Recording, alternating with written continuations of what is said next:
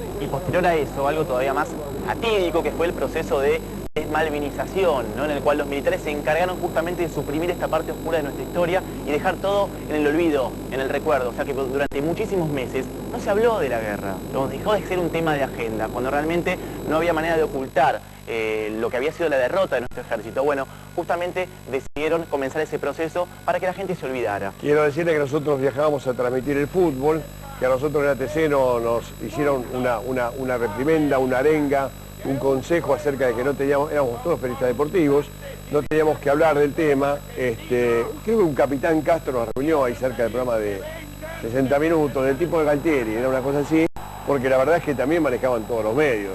Ahora cuando hablamos de los medios, ahora yo me río, ¿no? Porque cuando me cuentan a mí la historia de los medios recientes y me cuentan quién era cada uno, y yo le cuento cuando nos reunían a todos en la ATC para decir, ustedes tienen prohibido hablar del tema de Malvinas, van a viajar a España y les van a preguntar y ustedes van a decir que son simples periodistas deportivos.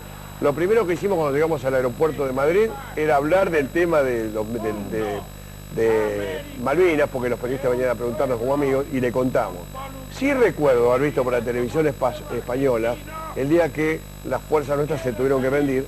La noche anterior contaban todo al revés de lo que contábamos nosotros, porque estaban los famosos Gurkhas, estaban los anteojos estos que se inauguraban, que se veían de noche, de que se veían todos, los nuestros no podían hacer nada, y ya hablaban de una derrota inminente. Cuando yo llamaba por teléfono de España a Argentina para decir esto es una derrota catastrófica inminente, me decían, no es lo mismo que están transmitiendo los muchachos de la televisión argentina, yo le decía, acá en el noticiero, antes que ustedes, yo ya estoy viendo cómo termina esto, ya sé quiénes son los Gurkhas, ya sé cómo nos pasaron por arriba, ya sé cómo los asesinan, cómo los dominan y cómo nos mandan un potencial tecnológico. Y me decían que no, y yo le decía, pero estoy viendo en España esto, a unas horas de iniciar el Mundial, y terminó de la manera en que la televisión europea lo decía. La verdad es que yo no le he hecho nunca la culpa a Gómez Fuentes, que fue un tipo extraordinario, y fue derrotado, destituido, execrado, demolido por nuestros colegas, que como siempre son unos santos, y la porquería siempre son nosotros. José Gómez Fuentes, que fue mi amigo, no era un periodista de la dictadura, era un periodista radical, que en ese momento sentía necesidad de contar que la Argentina que él sentía bien tenía que decir esto y aquello, aunque de manera equivocada.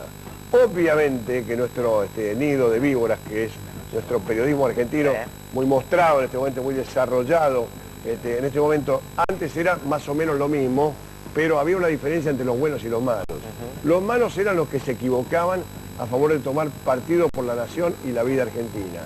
Radicales, no golpistas, como José, que pagó con el trabajo, con la falta de trabajo, con la enfermedad y con la angustia, y después se murió. De Casanseu es otra historia, pero yo tengo la verdad porque yo estuve ahí, yo sé la verdad. Ahora, justamente vos que sos realmente una palabra autorizada, que tenés años... Por lo menos estuve ahí y cuento mi verdad. Exactamente. ¿No? La pregunta es, la gente, más allá de este conflicto, digamos, bélico con Inglaterra, los comunicadores, los que en esos momentos ponían la cara en televisión y le comunicaban la información a la gente, ¿sabían al 100% de todo lo que ocurría en ese momento? ¿Se sabía o se sabía por partes?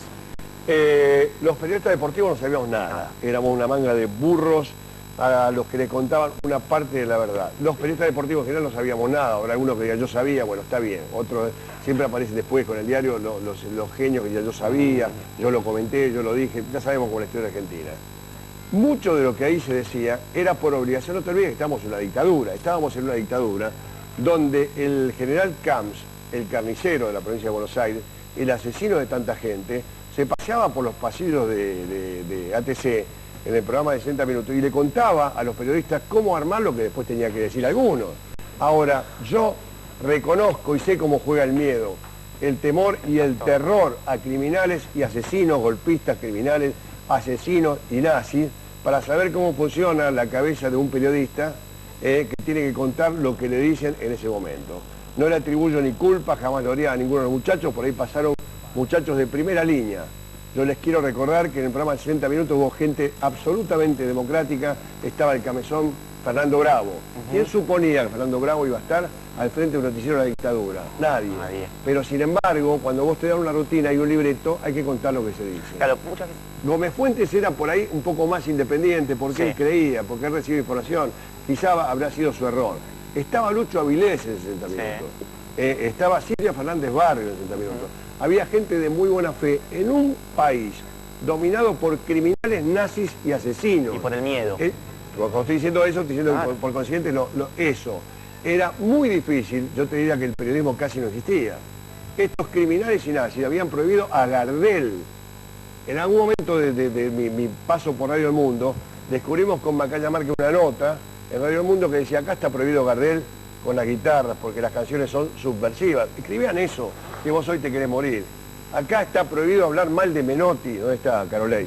Sí. Acá está prohibido hablar mal de Menotti porque era el símbolo de la selección argentina.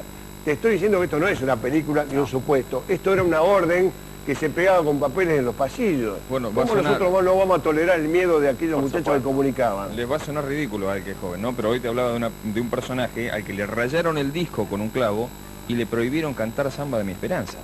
Sí, también pasó por eso. La palabra esperanza. También pasó eso. Tomaban los discos de acetato y los rayaban y decían: esto no va al aire. Los militares, además de criminales, nazis, perseguidores racistas, perseguidores de la condición sexual, perseguidores de todo aquello que planearon este sistema que está, el Enigma Perrota que lo... Sí. Además se dedicaron a estas cosas, a decidir hasta los valores culturales que uno tenía que decir. Hasta desde el fútbol de abajo, hasta la música, todo parecía que era una cosa de otro planeta. Y no había libertad, la gente se escapaba del país, acordate que huía. Sí, claro, se exiliaban. Y sin ir más lejos también el tema del Mundial, ¿no? Cómo manipulaban la información. Vos sabés que yo del Mundial mucho no me acuerdo, han quedado, yo no relaté el Mundial en la cancha, yo relaté de otra manera, pero quiero acordarme del famoso abrazo que le dieron a Menotti y Galtieri, fue, ¿no? En Mar del Plata, donde al flaco lo dejaron sellado con la duda de por qué abrazó y por qué el 79 fuimos a Japón y por qué eso fue armado por Videla. Todo estaba entremezclado y no sabemos bien por qué. En 79 Argentina ganó la Copa del Mundo, nosotros fuimos a relatar, no sabíamos ni siquiera por qué nos mandaban. Nosotros íbamos a relatar partidos a Europa, donde aparecían los carteles de los exiliados y los montoneros, y nos mandaban a decir, por aquí, saquen esos carteles que salen en la televisión argentina, a lo cual nosotros le decíamos, no tenemos nada que ver, ni los podemos sacar, ni los queríamos sacar. La verdad era eso. Y por ahí estábamos cometiendo para ellos un delito. Había partidos que no salían al aire porque saltaban los carteles de aquellos que reclamaban. En Holanda, en Austria, en todo el tiempo. Porque los muchachos iban y ponían los carteles detrás de las cámaras en los arcos. Sabían dónde ponerlos. Y acá teníamos un reclamo militar hasta en esa cosa. Fue mucho más terrible el golpe para los que no mataron también, que lo que ustedes imaginan en una pequeña postal cuando se habla de golpe. Nosotros lo vivimos eso. Y si no nos mataron, y si no nos persiguieron porque éramos inoperantes, inofensivos, nos angustiaron. Claro que sí. Sabes que yo me quedo con algo muy rescatable de esta devolución que vos le estás haciendo a la gente. Te estoy contando ahora porque está en el marco de Malvinas. Donde estás sabiendo también parte de tu historia y lo que en ese momento sentías, estoy contando todo lo que yo viví, no hay ninguna duda, nadie me lo contó. Pero digo, me quedo con algo que es absolutamente estimable, que tiene que ver con esto de... Es fácil juzgar, es fácil rotular, es fácil señalar con el dedo, pero debe ser muy difícil también estar comunicando, estar a cargo de un programa cuando sentís la respiración del miedo justamente en tu cuello. Sí. Gracias, Tommy. Un placer. Disculpe si nos extendimos, buen trabajo. Gracias, Gaucho. No, por favor. A Carolei. Muchachos, disculpen, no fui de mambo. ¿Quieren cerrar ustedes? Andy, ¿querés cerrar esto que va a pasar en el caso Candela? Le contás a la gente y ya entré.